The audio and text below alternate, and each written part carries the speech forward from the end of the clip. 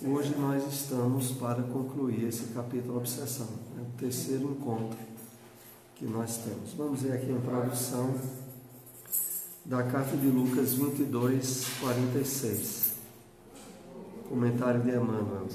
O aprendiz figurará o mundo como campo de trabalho do reino, onde se esforçará operoso e vigilante, compreendendo que o Cristo prossegue em serviço redentor para o resgate total das criaturas. Quanto a ti, que ainda te encontras na carne, não durmas em espírito, desatendendo aos interesses do Redentor. Levanta-te e esforça-te. Então vamos fazer aqui alguns comentários.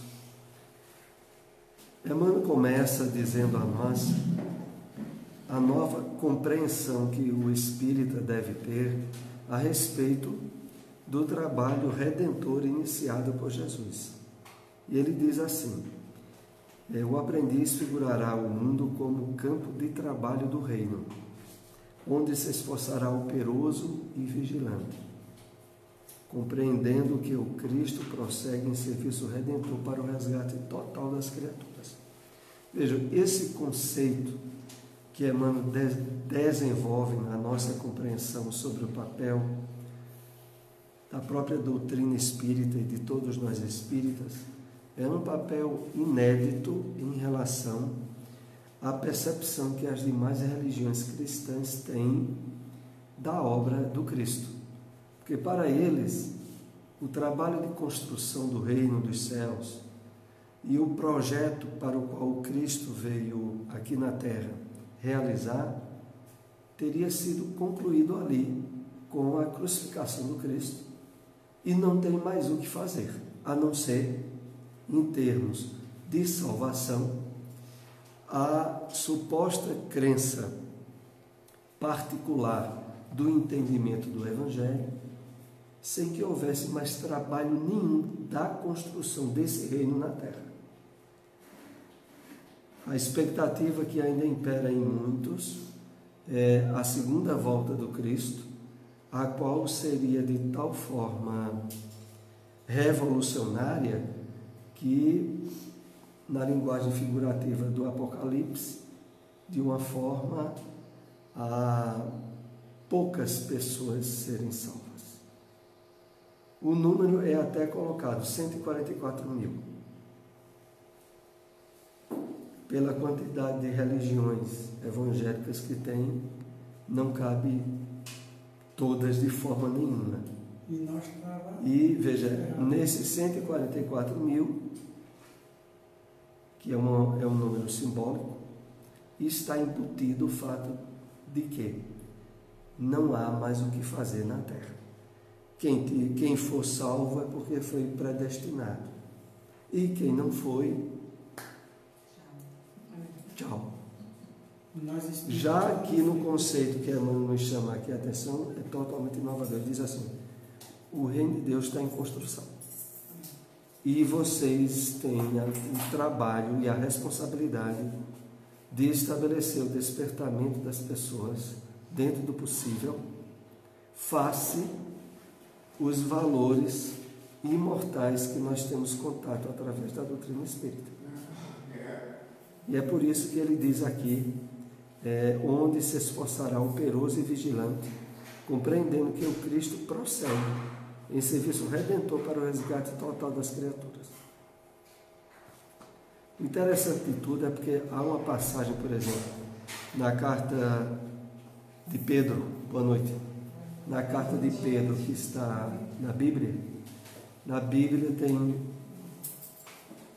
tem 4 cartas de Pedro, e lá há uma referência explícita de que depois que Jesus foi crucificado, ele foi até os umbrais aonde aqueles que haviam morrido e não tiveram conhecimento do Evangelho receberam diretamente do Cristo. Isso durante aquele período em que Jesus foi crucificado e o domingo da ressurreição. Então, o Evangelho não atesta de maneira nenhuma a inatividade do Cristo, mas sim de que continuou o trabalho de redenção. Quanto a ti que ainda te encontras na carne, não durmas em espírito, desatendendo aos interesses do Redentor. Levanta-te e esforça-te. Então, de uma forma bem imperativa, Emmanuel diz, olha, e a vocês espíritas, porque a mensagem é dirigida para nós espíritas, não durma no sentido de estar desatento aos interesses e à urgência do trabalho que tem que ser feito. Levanta-te e esforça-te. Bom, vamos então concluir aqui esse capítulo Obsessão. Eu vou fazer aqui uma lembrança rápida do que andamos comentando na semana passada. É a questão de um grupo de pessoas que busca socorro face processos obsessivos que passam. É um grupo de 5 pessoas. Tem uma jovem, tem uma senhora e tem mais 3 com certas problemáticas obsessivas. E nós estivemos conversando na outra semana de como os espíritos aproveitavam as energias que havia dentro do próprio centro espírita através da participação daqueles que estavam ali para as terapias e os socorros espirituais. E de que, como numa reunião, todos servem nesse trabalho. Por outro lado, a gente também viu que daquele grupo só a jovem é que apresentava condições propícias de um melhor aproveitamento da ajuda espiritual que seria estendida a todos. Mas daquele grupo, a maioria, ia ter apenas uma ligeira melhora, mas que voltariam, pelo que Alexandre percebia, às condições de desequilíbrio de antes. E a razão disso, André chega a perguntar, mas é porque ela tem algum privilégio? Não. Era porque ela era a única que tinha consciência do esforço pessoal que teria que fazer para aproveitar bem a ajuda espiritual que era dada no centro espírita. Isso de tal forma é colocado explicitamente como um alerta de que todos aqueles que procuram ajudas e terapias numa instituição espírita, para que essa ajuda de fato seja bem aproveitada, é indispensável o esforço de autoburilamento, de melhoria íntima, de mudança de faixa vibratória dos pensamentos, das intenções, das emoções, para que de fato aquelas energias espirituais propiciadas para o êxito da harmonia orgânica se estabeleça eficazmente. Senão, não há, da parte da espiritualidade, milagre, como é utilizado o termo, se não houver a participação da pessoa em querer se melhorar. E então nós iremos continuar a análise.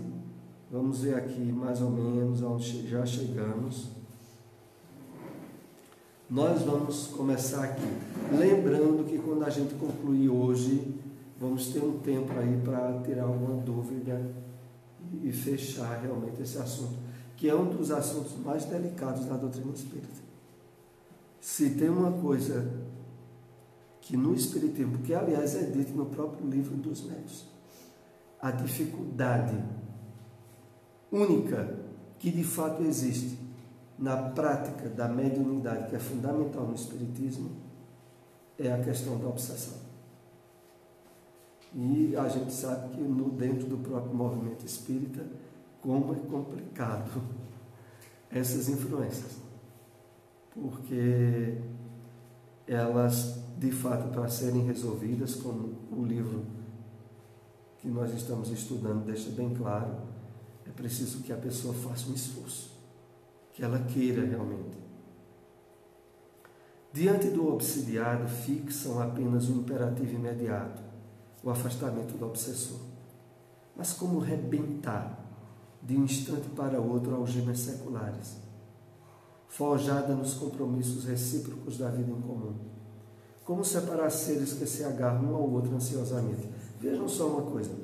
Eu lembro que nos últimos slides que nós comentamos, falamos a respeito da problemática devido ao inconsciente que propicia dentro de cada um de nós o despertamento de situações conflitivas, ou de vícios, ou de problemas que vivenciamos, e que, face certa vigilância, eles podem emergir. Inclusive, isso ocorre muito quando se vai dormir. Porque para a grande maioria das pessoas que ainda não estão no trabalho educativo do pensamento, das emoções, é muito comum dormir e abrir as portas do inconsciente. E esse inconsciente nosso, para a grande maioria de nós, é muito bagunçado. É muito cheio de coisas conflitivas que a gente já viveu no passado, em termos de afastamento das leis de Deus. E quando olha, eles emergem, e muitas vezes a pessoa dorme de uma forma, acorda de outra. Então, voltando aqui ao texto, de que a questão da solução da obsessão não é tão simples. E por que não é?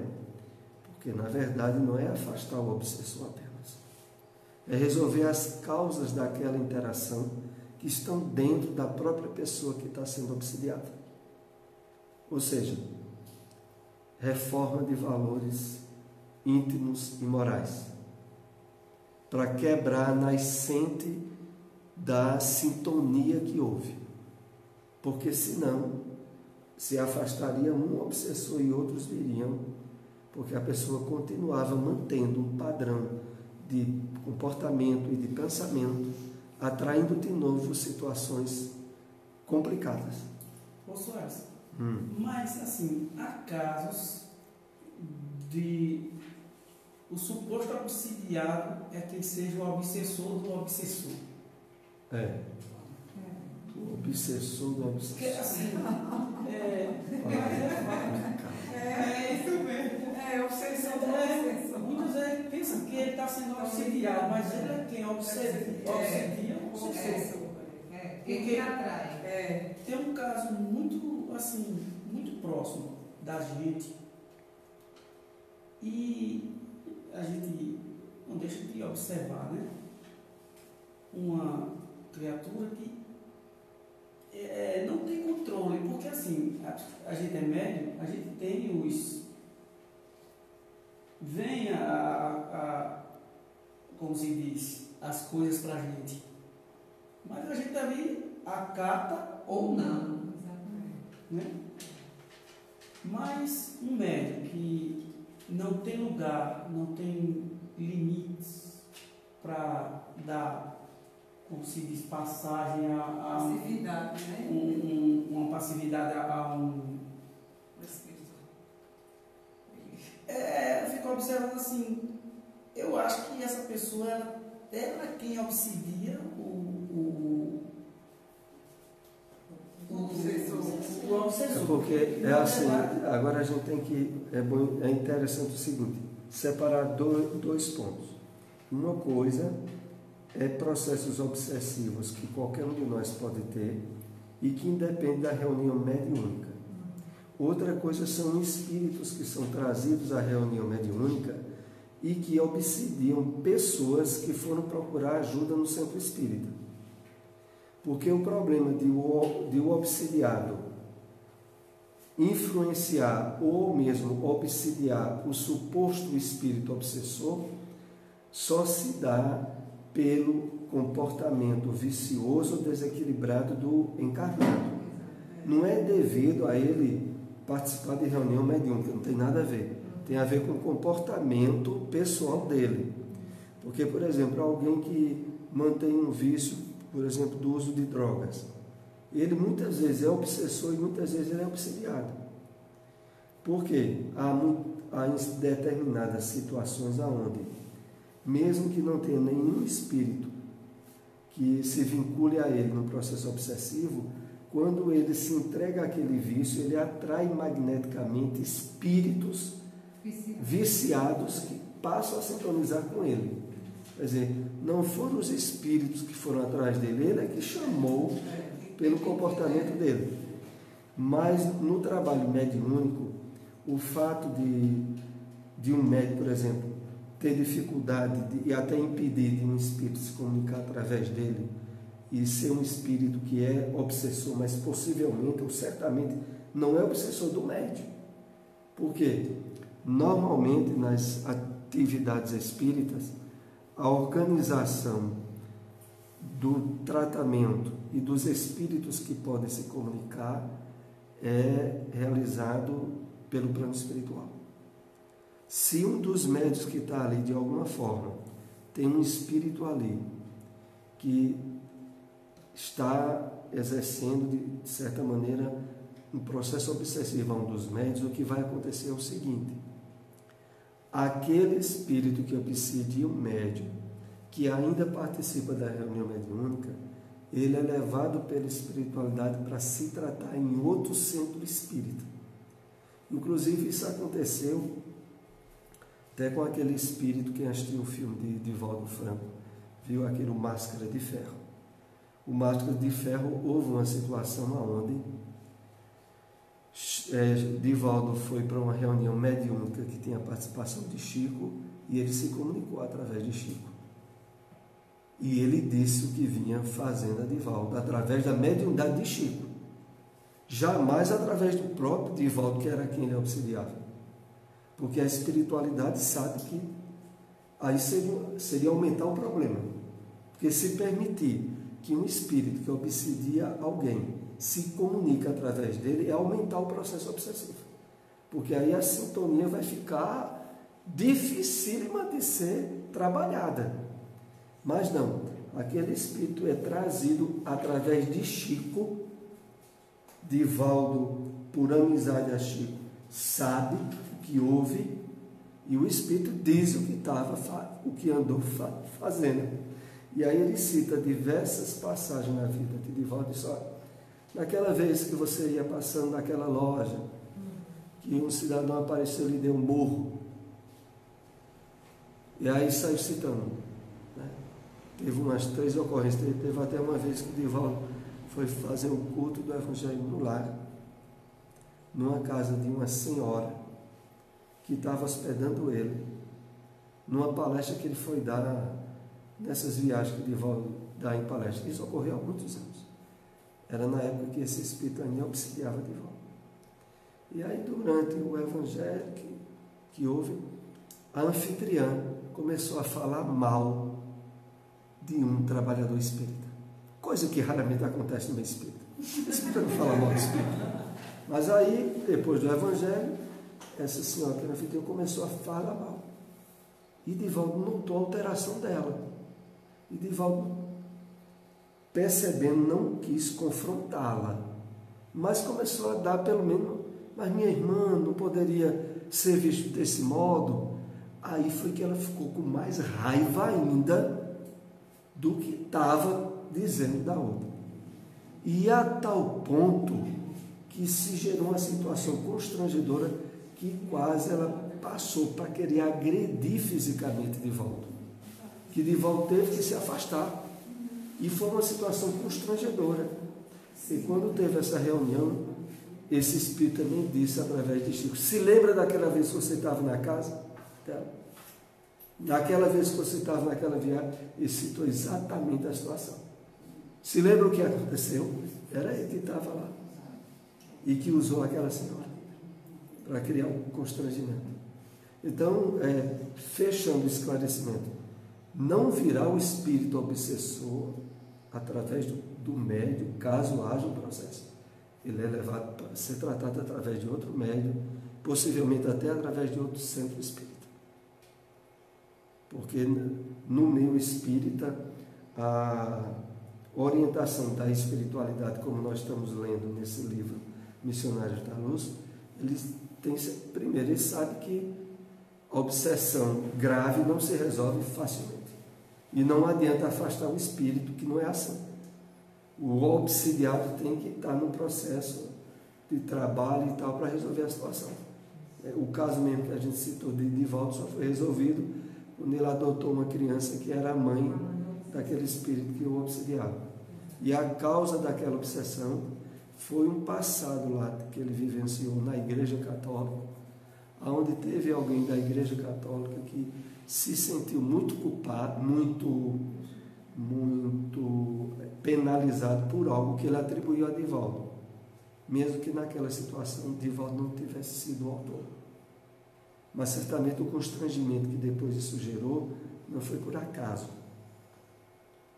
Porque às vezes, como nós já estudamos aqui, a gente pode sofrer, tanto no plano físico, quanto no plano espiritual de espíritos que obsidiam, uma situação que a gente não seja o culpado do sofrimento dele, mas a gente foi culpado do sofrimento de outrem, e ele cruza nosso caminho como um cobrador da dívida que não é nem dele.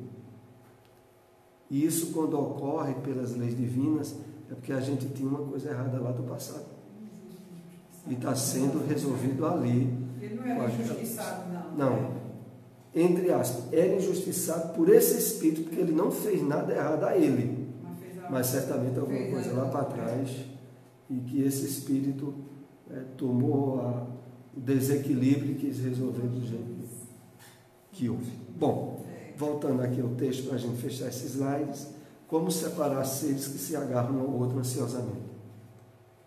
A questão toda muitas vezes é essa, é que o obsidiado não quer largar o obsessor. Depois que há, de certa forma, um conúbio. Porque, gente, aqui é interessante, inclusive, a gente fazer uma ponderação. Olha, do mesmo jeito que tem muita gente que gosta de estar vivendo em paz, de estar vivendo bem, pode parecer esquisito, mas há criaturas humanas que gostam de viver brigando, atritando e mal. Se num dia ela não entrar no meio de uma confusão, aquele dia não foi produtivo. A gente ri, mas tem gente que é assim mesmo. Eu me refiro a isso pelo seguinte fato, de que às vezes a situação de sofrer a importunação de um obsessor, a pessoa gosta do sofrimento e não quer que ele saia do pé do caminho, não. Esse é o problema. Do mesmo jeito que nas nossas relações diárias a gente pode se deparar com pessoas que gostam de estar criando caso e inventando complicações e depois se conflitando e ficando triste pelas próprias perturbações que cria. Isso existe tanto no relacionamento pessoal como existe com os desencarnados. E aí tem gente que, quando olha, se aquele espírito que perturba ela não vier perturbar ela hoje, ela se sente ansiosa. Poxa, e vai ficar assim? E quando olha, ela está chamando ele. Mentalmente, mesmo que não tenha consciência disso. Porque às vezes isso se passa numa esfera inconsciente. Mas não há dúvida, tem muita gente que gosta de sofrer, quer na área do sofrimento físico, quer na área do sofrimento espiritual. Continuando. Efetivamente não faltam os casos raros, embora, de libertação quase instantânea. Aí, porém, vemos o fim de laborioso processo redentor, ou então encontramos o doente que, de fato, faz violência a si mesmo a fim de abreviar a cura. Com esse slide aqui, a gente fecha o entendimento de todas as possibilidades. Porque o que está aqui sendo dito é o seguinte: pode ter pessoas que já vêm no processo de libertação de uma obsessão há tempos. Estava faltando só um pouquinho para concluir o processo. Ela vem assistir uma reunião espírita e resolveu. E foi resolvido ali. Ela nem entrou no processo de trabalho íntimo, nem houve tempo para isso. O que faltava era só uma ajudazinha para fechar a situação daquele espírito que já não aguentava mais o processo em que ele estava envolvido de obsidiar, e foi resolvido ali. Então, voltando aqui ao texto, não faltam casos, mas são raros, de libertação quase instantânea. Aí, porém, vemos o fim de laborioso processo redentor. Então, às vezes, e isso ocorre numa casa espírita, a pessoa vem assistiu a uma reunião, duas, e aquele processo obsessivo que estava foi resolvido. E a pessoa não sente mais nada. Ou então encontramos o doente que de fato faz violência a si mesmo a fim de abreviar a cura. Vamos entender aqui direito como é essa colocação. Encontramos o doente que de fato faz violência a si mesmo. É naquele sentido no qual a pessoa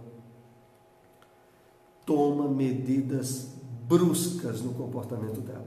Seria alguém que, por exemplo, vinha sustentando um vício mesmo, poderia ser de fumar, de beber ou qualquer outro vício. Começou a ter um despertamento numa reunião espírita, exemplo, e diz: pronto, acabou-se aqui, e leva isso de rodão mesmo e faz uma violência a si mesmo e resolve o caso. Então, há situações assim? Não são comuns, mas há gente que faz um esforço aí. Isso aí é a abreviação do processo de cura, porque realmente a pessoa teve um empenho grande. Não podemos, desse modo, mobilizar qualquer argumento intelectual para fugir ao nosso dever de assistência fraterna ao ignorante e sofredor. Urge atender a nossa parte de obrigação imediata, compreendendo que a construção do amor é também uma obra de tempo.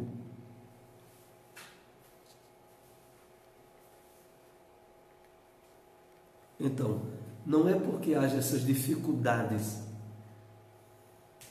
na solução de um processo obsessivo que nós, encarnados, ou os benfeitores espirituais, iriam cruzar os braços. Eles iam fazer o possível, assim como nós também somos chamados adiante de qualquer situação onde alguém sofre, quer seja um problema material ou espiritual, fazer o possível. O que a consciência lhe indica é para ser feito. Se vai dar resultado, se vai resolver o problema de vez ou não, aí já não cabe a nós. Mas como é colocado no texto, hoje é urgente atender a nossa parte de obrigação imediata, compreendendo que a construção do amor é também obra do tempo. Se vai exigir algum tempo, mesmo que a gente preste alguma ajuda, aí nós já teremos feito a nossa parte. É assim também que a espiritualidade faz. O que é possível para resolver e ajudar, elas fazem. Agora, se a ajuda de fato vai ser bem aproveitada ou não, eles não podem, chegar à dedução. A jovem que reagia contra a perigosa atuação dos habitantes das sombras demonstrava regular normalidade em seu aparelho fisiológico. Semelhava-se a alguém que movimentava todas as possibilidades da defensiva para conservar intacto o equilíbrio da própria casa. Então, a situação da jovem, que se diferenciava das dos demais, é que ela estava fazendo, à vista da espiritualidade, todo o esforço possível. E por isso, o aproveitamento e a libertação do processo obsessivo dela estava tendo uma eficácia bem destacada. Outra coisa importante é que no próprio esforço ela conseguia já manter o equilíbrio orgânico dela. O que mais adiante a gente vai ver, os outros não. Então, mesmo sem ela ter, de fato, de estar totalmente curada, mas fisicamente ela já estava saudável.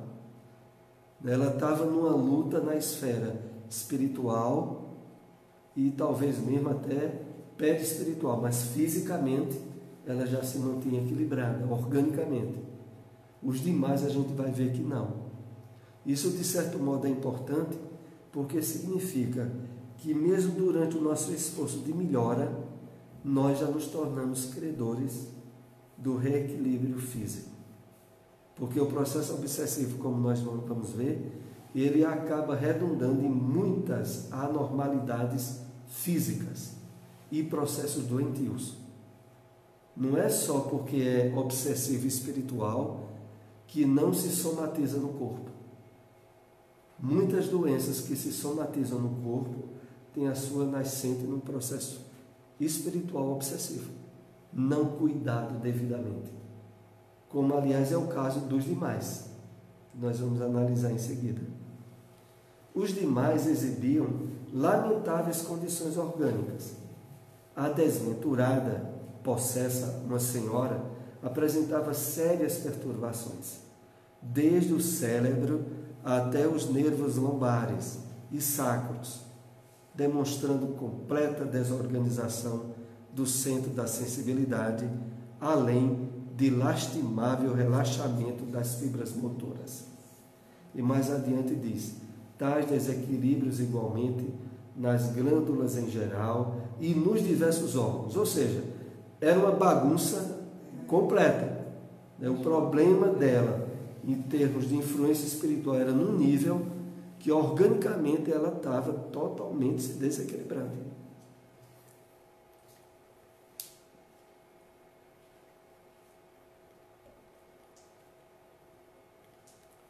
Nos demais obsidiados, os fenômenos de degradação física não eram menores. 2 deles revelavam estranhas intoxicações no fígado e rins. Outro mostrava singular desequilíbrio do coração e pulmões, tendendo à insuficiência cardíaca em conúbio com a pré-tuberculose avançada. Vejam, essas complicações todas tinham a ver com o processo obsessivo em que eles estavam amaranhados. Em verdade, como a gente aprende, principalmente hoje em dia, na moderna ciência médica, há uma ligação muito intrínseca entre mente, emoção e corpo. Se a pessoa está mal em termos mentais e emocionais, dificilmente o corpo suporta.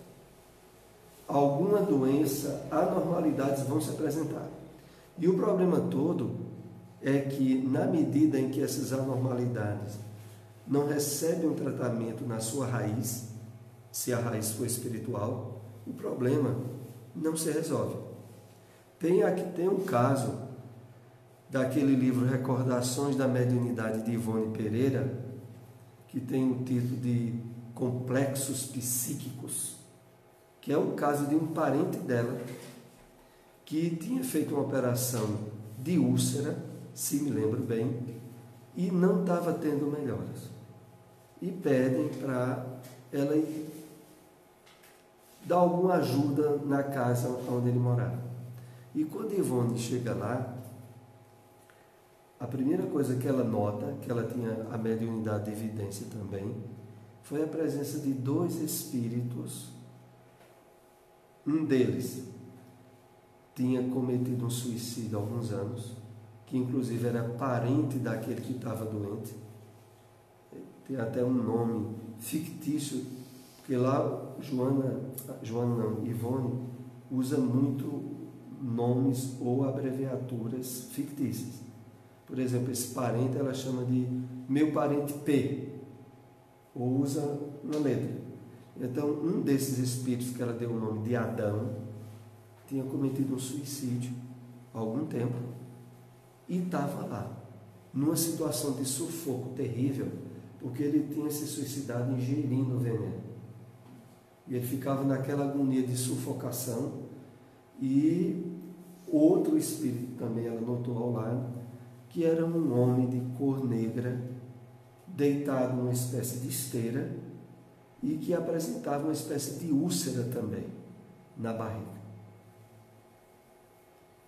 Bom, ela fica na casa e, através de preces, ela tem um esclarecimento e ajuda de espíritos que amparavam o trabalho médico dela. Primeiro, aquele primo do parente e que houvera se suicidado é levado para ser amparado e tratado numa reunião mediúnica em Pedro Leopoldo, através de Chico Xavier, que era na época que Chico morava em Pedro Leopoldo.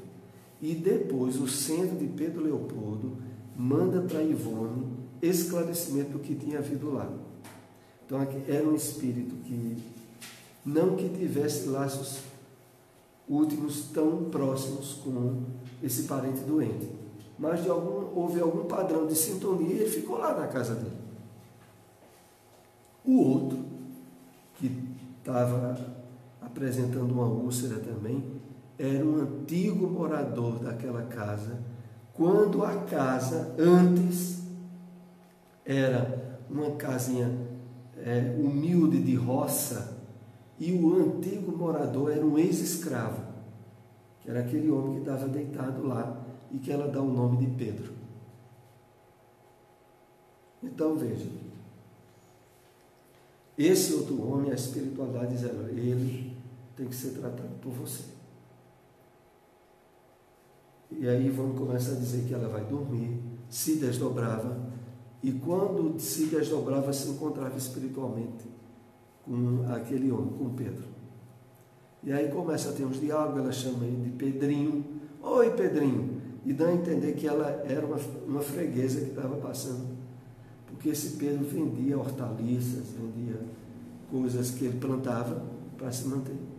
Mas em resumo, depois que ela consegue socorrer o Pedro, o Adão é socorrido, aí o parente dela começa a ter uma melhora grande, porque havia todo um quadro de vibrações, de energias, né, da presença daqueles dois espíritos ali que atingia a saúde física do parente dela. E de fato ela conta que depois de algum tempo o parente faz um tratamento, ou o tratamento se recupera completamente. Mas havia a questão da presença de espíritos doentes naquele quadro. E por isso era um quadro que não estava apresentando uma melhora. Voltando aqui ao slide, esses que também estavam nesse processo obsessivo e já apresentavam essas anomalias orgânicas, não deixa de ser possível de estar havendo uma interação com espíritos que ao mesmo tempo o obsidiavam e ao mesmo tempo tinham doenças que abriu campo de sintonia vibratória e começou a apresentar nesses irmãos que estavam sem ainda haver uma cura ou um tratamento com eficácia, porque não estavam também fazendo o esforço necessário para superar o problema. Mas continuemos. A tarefa é de sementeira, de cuidado, de persistência e vigilância. Não se quebram grilhões de muitos séculos num instante, nem se edifica uma cidade num dia. É indispensável desgastar as algemas do mal com perseverança e praticar o bem com ânimo evangélico. Então, aí é colocada a receita para todos aqueles que passam por processos obsessivos demorados e que muitas vezes não fizeram ainda o esforço necessário para estabelecer uma solução, já que boa parte dos casos a causa é muito antiga. E às vezes a pessoa, porque está conhecendo o Espiritismo, está tendo um esclarecimento, aí quer que seja resolvido aquilo de uma hora para outra. E muitas vezes vai exigir, vai precisar de tempo.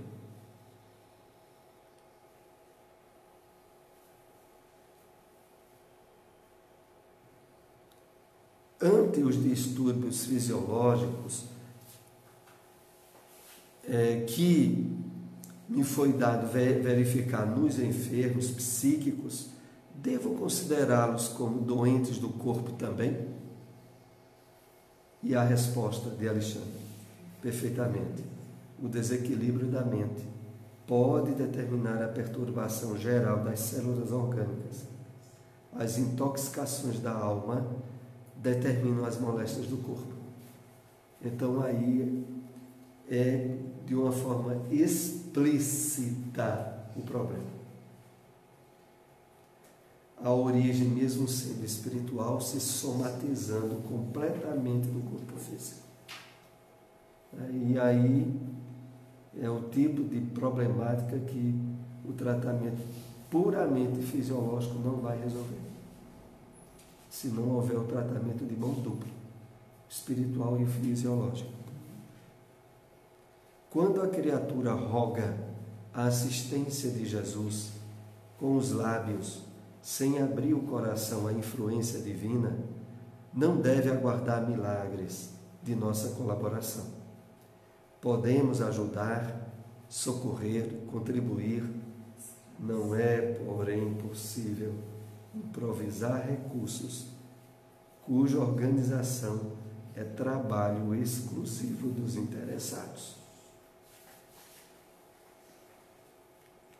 Em verdade, como nós vamos aprendendo na doutrina espírita, o meio de fato eficaz, preventivo, para que processos obsessivos não nos alcancem, é o máximo de despertamento espiritual possível, em termos de evangelização, de sintonia com os objetivos elevados da vida, de esforço máximo da prática do bem, porque se não for assim, de um modo ou de outro, nós temos brechas psíquicas dos desequilíbrios do passado, mesmo que agora não estejamos tendo, que quando olha, abrem portas para um processo obsessivo. É aquela situação onde, acho que já teve algum tempo que nós chegamos a comentar aqui, por exemplo, alguém que, mesmo nunca tendo pensado em roubar, começa a ter uma série de problemas financeiros. Mas isso de maneira nenhuma significa que ele estivesse mudando o seu comportamento, o seu temperamento. E aí as coisas continuam se complicando. E de repente surge uma situação em que ele pode se apropriar de algum dinheiro, de algum bem, de alguém, sem que ninguém perceba. Ele jamais pensava em fazer isso. Mas ele começou a ser desgastado ao longo de um bom tempo, por dificuldades econômicas cada vez piores. E aí, de repente, diz, olha, está aqui a solução. Entre aspas, é jogado para ele. E às vezes aí é que está, como eu havia dito, sabe, a questão de máximo esforço que a gente é chamado de renovação íntima e de vivência do bem. Porque se a gente não tiver no máximo esforço, aí a gente pode ter aberturas do passado. E nessas aberturas do passado, o que faz a gente ser vítima da gente mesmo, de algo lá de trás, que a gente jamais pensava que poderia voltar a cometer, e quando olha, comete. É como alguém que, por exemplo, na área de beber, a pessoa nunca bebeu. Aliás, às vezes odiava alguém que bebesse. Aí ela passa por uma profunda frustração amorosa. Tá, mas isso aí não é motivo de beber. Não, não é. Mas aí essa frustração amorosa foi se intensificando e quando olha, ela cruza o caminho com alguém que gosta de beber. Vamos conversar sobre isso. Ela está num momento vulnerável. Se no passado dela, lá de trás, ela já teve tendência nessa hora, ela está frita, porque ela vai voltar a beber. E pode se tornar um dos piores alcoólatras. E eu sei de casos assim, de gente que nunca bebeu. Quando chegou aos 30, 40 anos de idade, enfrentou um problema difícil. Quando olhou, a pessoa se tornou alcoólatra. E quem conhece diz, mas como é possível, fulano? E é isso que eu me refiro às questões de obsessão. Todos nós temos problemas lá de trás. Se a gente não tiver, como espíritas agora, atuando, se movimentando o máximo no trabalho de renovação, de espiritualização, cuidado. Porque em complicações que a vida apronta, quando olha, você é deparado com algo que... Bom, inúmeras criaturas ainda na carne, não obstante informadas pela religião, quanto às necessidades do espírito, se deixam empolgar pelo apego vicioso ao campo das sensações de vária ordem, contraindo débitos, assumindo compromissos pesados e arrastando companheiros outros em suas aventuras menos dignas, forjando laços fortes para os dolorosos dramas de obsessão do futuro. Então está aí uma síntese dessas possibilidades que muitas pessoas emergem e que abram porta para o processo obsessivo.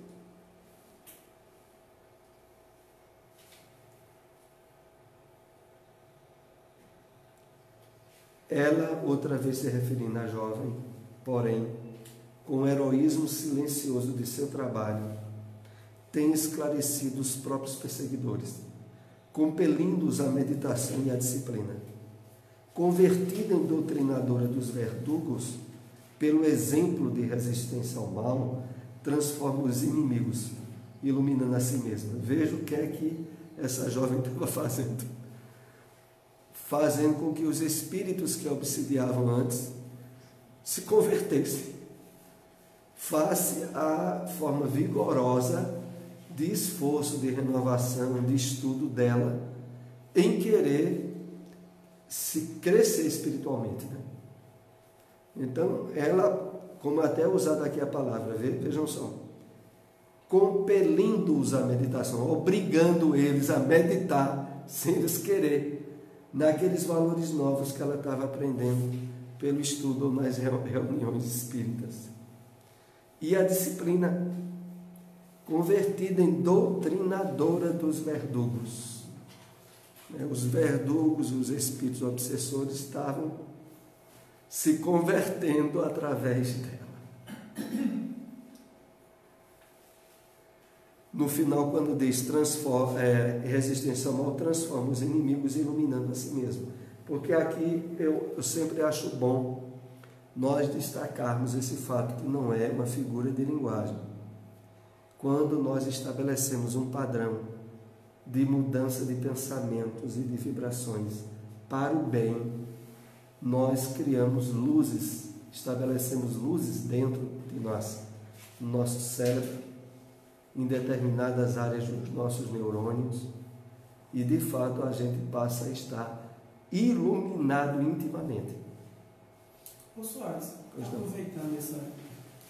Hoje pela manhã, eu estava assistindo uma palestra de volta, uma conferência em Londrina, e de repente eu me senti como se eu tivesse tomado esses remédios que deixa a pessoa... Grog. Agora, com uma sensação tão boa, eu não estava me sentindo no chão. E eu digo, meu Deus, o que é isso? Mas uma coisa tão boa, uma sensação tão boa. Aí daqui a pouco a minha menina acordou. Aí eu coloquei ela para ela. Só botei pra... E aquilo ali foi passando. Mas uma sensação muito boa. Que coisa, hein? Agora parecia que eu estava flutuando. Eu não estava me sentindo no chão.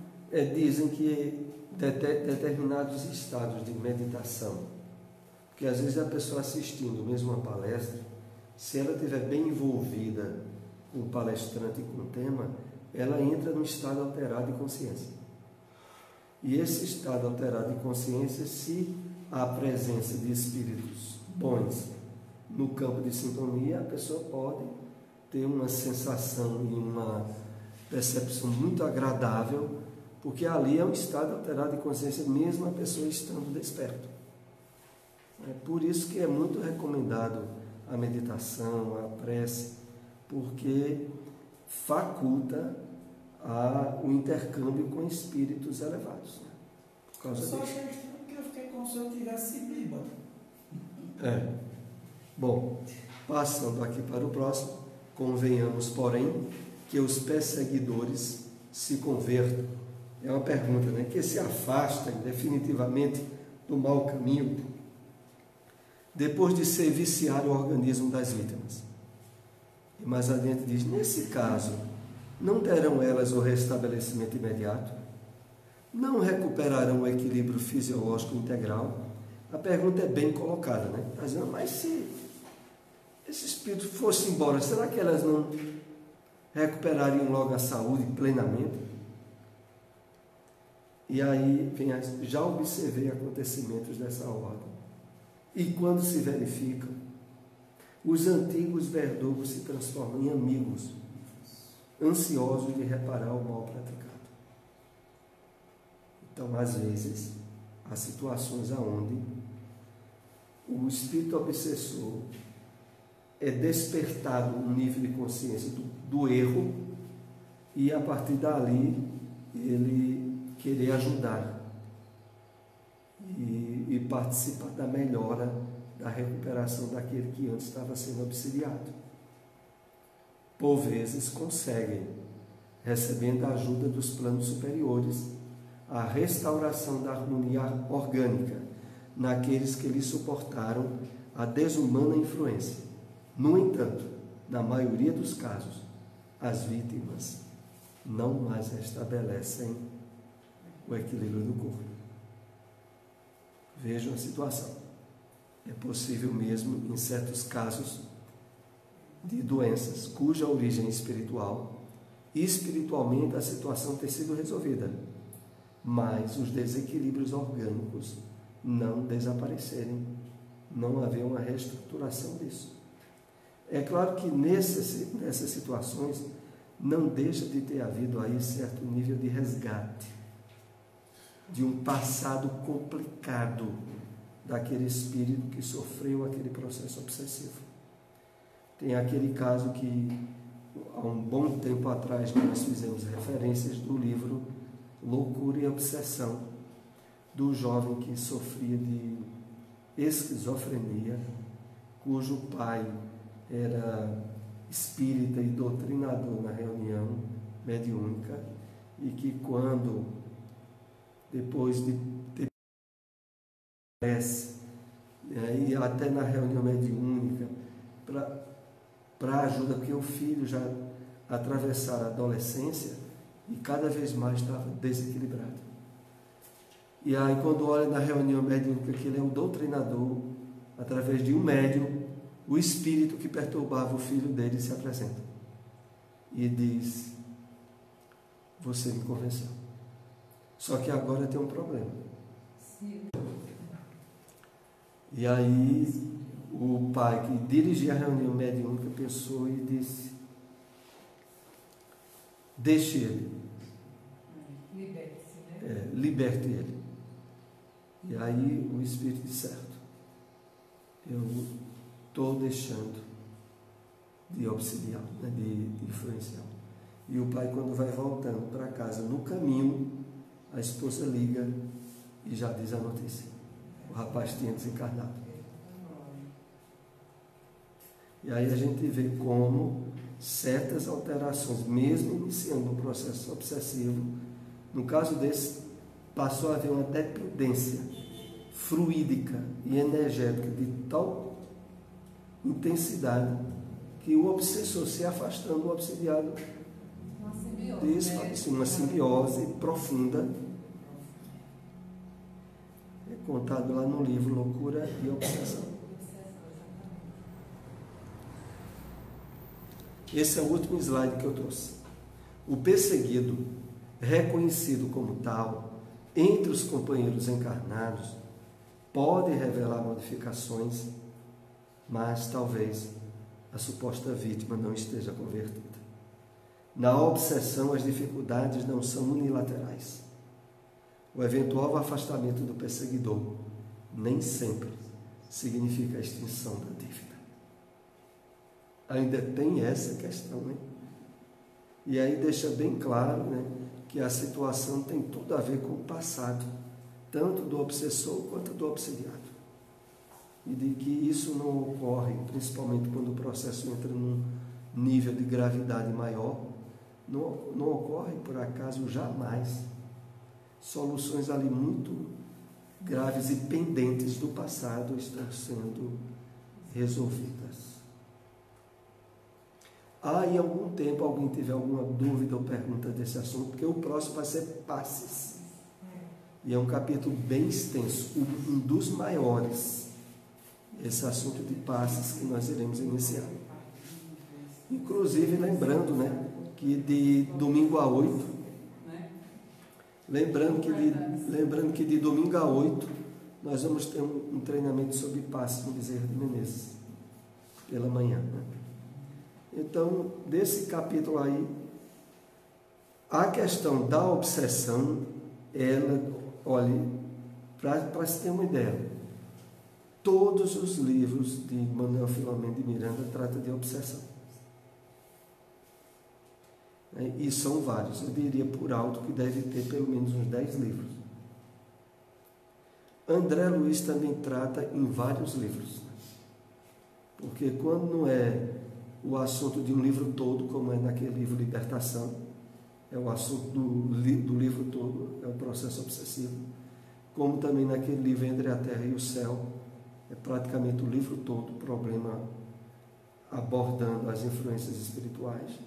Então é um assunto que é muito aprofundado na doutrina espírita. Esse capítulo aqui trata muito bem, diz o antídoto, diz o tratamento, a cura, o que é a prática do bem.